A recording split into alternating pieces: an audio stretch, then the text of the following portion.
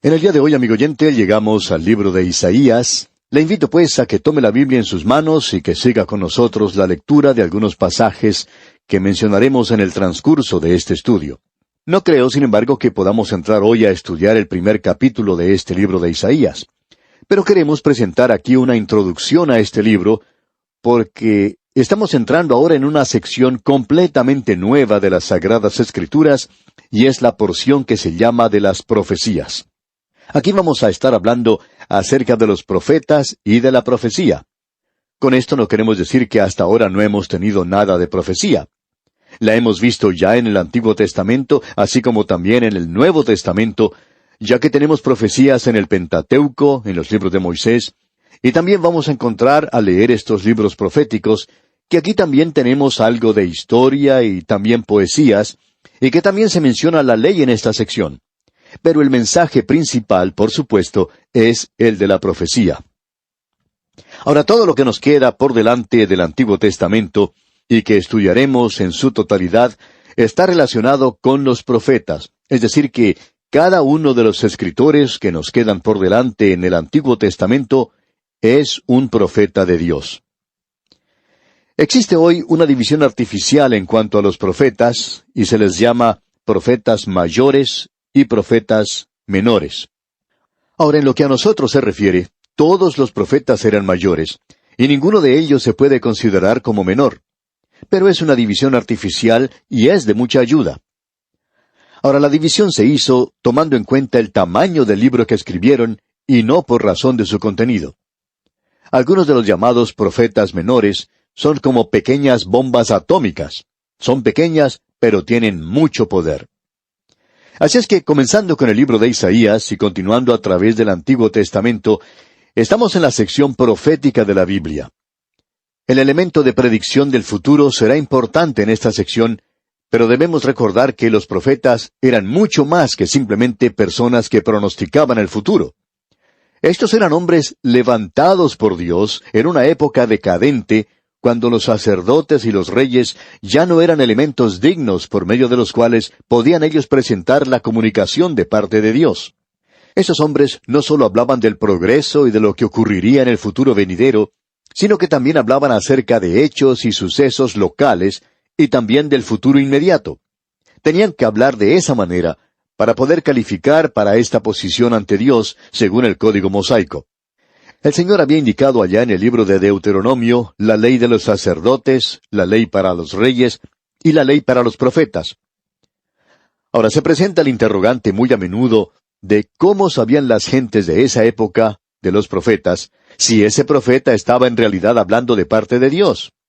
¿Estaba él en realidad prediciendo el futuro, especialmente el futuro más allá de su vida en esta tierra y de cualquiera de aquellos que vivían en ese entonces? Bueno, amigo oyente, Dios se ocupó de eso. En Deuteronomio capítulo 18, versículos 20 al 22, podemos observar una porción de la ley en particular que está relacionada con los profetas. Allí dice: «El profeta que tuviere la presunción de hablar palabra en mi nombre, a quien yo no le haya mandado hablar, o que hablar en nombre de dioses ajenos, el tal profeta morirá. Y si dijeres en tu corazón, ¿cómo conoceremos la palabra que Jehová no ha hablado?». Bueno, eso es una pregunta muy buena, como podemos apreciar.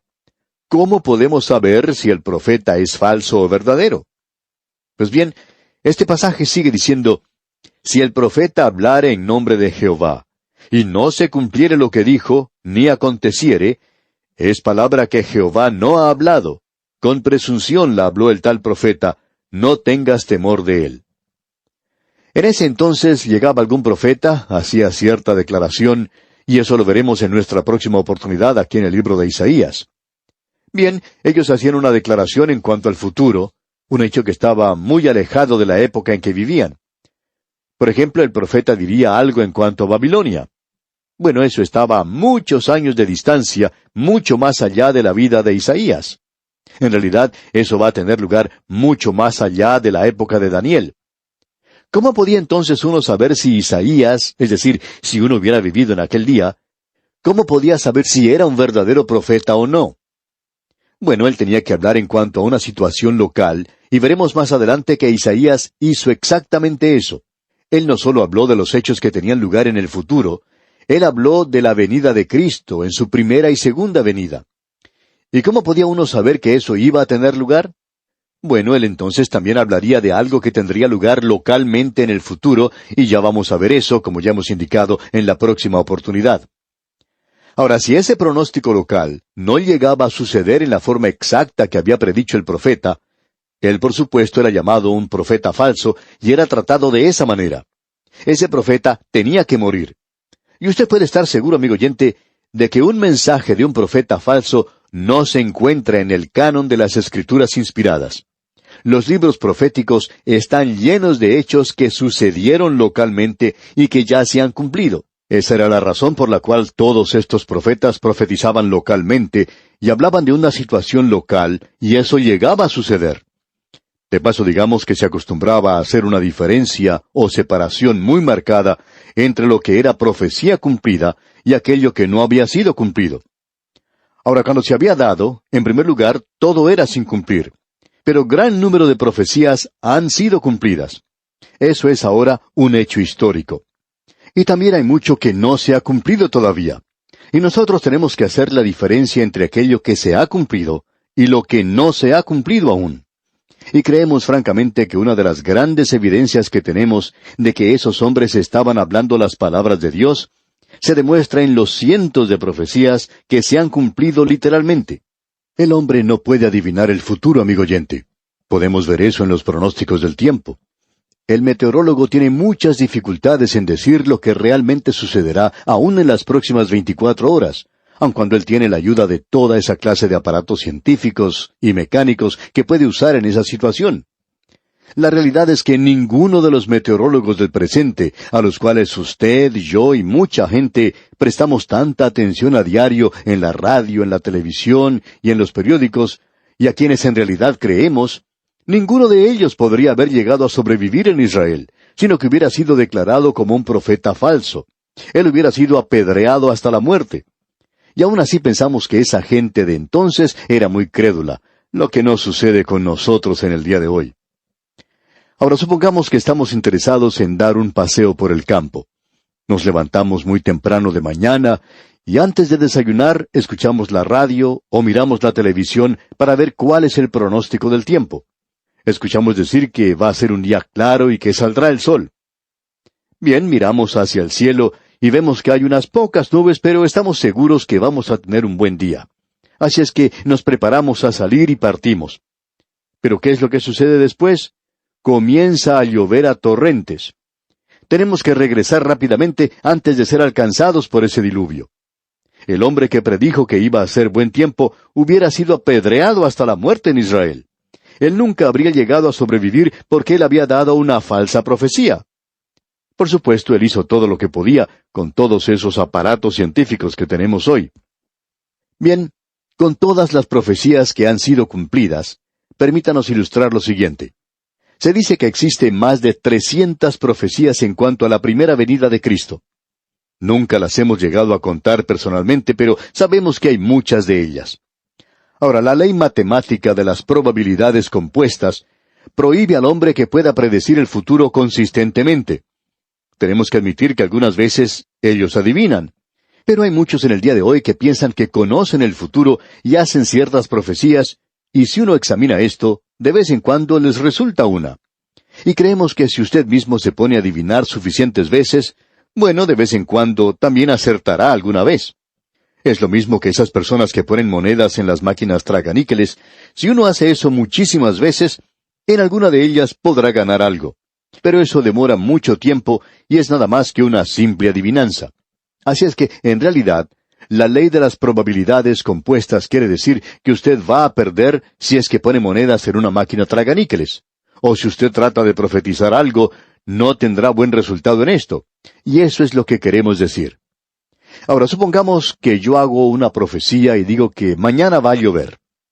Amigo oyente, yo tengo un 50% de probabilidades de estar correcto, ya que o va a llover o no va a llover. Será una de esas dos cosas, eso es seguro. Así es que tengo el 50% de probabilidades de estar en lo correcto. Supongamos ahora que yo hago esa declaración, pero le agrego otro elemento más. Y lo que digo es, mañana va a llover y comenzará a las 11 de la mañana. Bueno, debo decirle, amigo oyente, que yo he reducido mis probabilidades de estar correcto en eso, otro 50%. Así es que ahora tengo nada más que un 25% de resultar correcto, pero no me detengo aquí. No solo digo que lloverá mañana y que comenzará a las 11 de la mañana, sino que dejará de llover a las 3 de la tarde. Y nuevamente he reducido mis posibilidades otro 50%.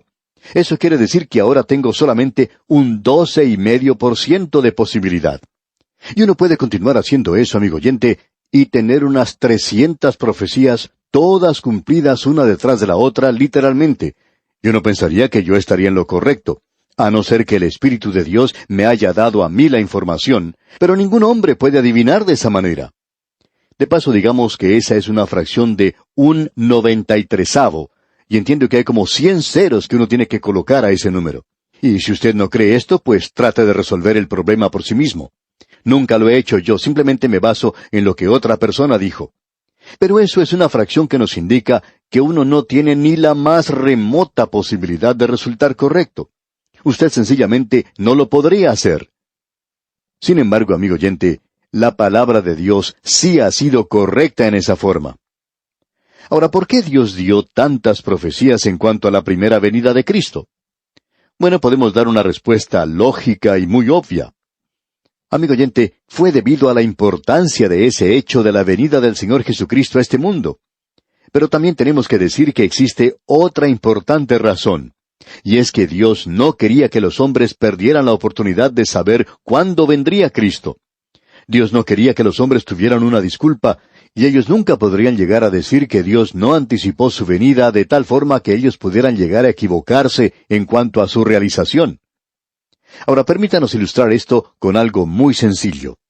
Supongamos que yo estoy invitado a su ciudad, y que llego al aeropuerto y que usted me dice, bueno, ¿cómo le vamos a reconocer? Usted nunca me ha visto a mí antes. ¿Cómo haría entonces para reconocerme entre las demás gente en el aeropuerto? Bueno, yo le escribiría de antemano, por supuesto, diciéndole lo siguiente. Yo voy a llegar a su ciudad, y estaré en el aeropuerto en tal y tal vuelo a tal y cual hora. Y usted me va a reconocer a mí porque voy a estar vestido con un pantalón a cuadros y un saco a rayas azul. También tendré una corbata amarilla con puntos negros y estaré vestido con una camisa rosada con una gran flor color morado. También tendré un zapato marrón y un zapato negro, y las medias serán de color blanco. Luciré un sombrero de copa, y en una mano tendré una jaula con un loro, y en la otra tendré una cadena con un tigre. Ahora, cuando usted llegue al aeropuerto, amigo oyente, ¿cree usted que me podré identificar entre las demás personas? Cuando el Señor Jesucristo vino hace más de 2000 años, aquellas personas que tenían el Antiguo Testamento y que conocían el Antiguo Testamento, tendrían que haberle estado esperando en el mesón, o por lo menos esperar la noticia de su nacimiento, porque ellos tenían toda esa información. Ellos tenían toda la información que necesitaban. Y cuando aparecieron los magos del Oriente, y eso era algo muy evidente después de su nacimiento, estos hombres tendrían que haber demostrado interés de viajar con ellos en sus camellos a la ciudad de Belén para poder mirar por sí mismos lo que había ocurrido. Ah, cuán importante era su venida. Y Dios había predicho todas estas cosas en cuanto a él. Ahora nos parece muy interesante lo que encontramos aquí en Isaías en cuanto a los profetas. Todos ellos eran muy nacionalistas. Ellos reprendían el pecado tanto en lugares altos como en los lugares bajos. Ellos advertían a la nación. Ellos rogaban a la gente orgullosa que se humillara y regresara a Dios. El fuego y las lágrimas se mezclaban en sus mensajes, y ellos tenían un mensaje de perdición y tristeza. Pero también pudieron ver el día del Señor y la gloria que venía. Todos ellos miraban a través de las tinieblas hacia el amanecer de un nuevo día, y en la noche de pecado, ellos observaron la luz del Salvador que venía. Ellos vieron el reino del milenio que se acercaba en toda plenitud. Sus métodos deben ser interpretados para apreciar el reino en el Nuevo Testamento y para comprenderlo. La perspectiva correcta del reino debe ser obtenida por medio de los ojos del profeta del Antiguo Testamento. Ahora debemos decir que los profetas no eran superhombres.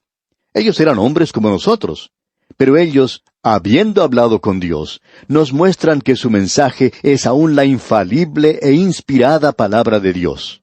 Como nos dice el apóstol Pedro allá en su primera epístola, capítulo 1, versículos 10 y 11. Los profetas que profetizaron de la gracia destinada a vosotros, inquirieron y diligentemente indagaron acerca de esta salvación, escudriñando qué persona y qué tiempo indicaba el Espíritu de Cristo que estaba en ellos, el cual anunciaba de antemano los sufrimientos de Cristo y las glorias que vendrían tras ellos.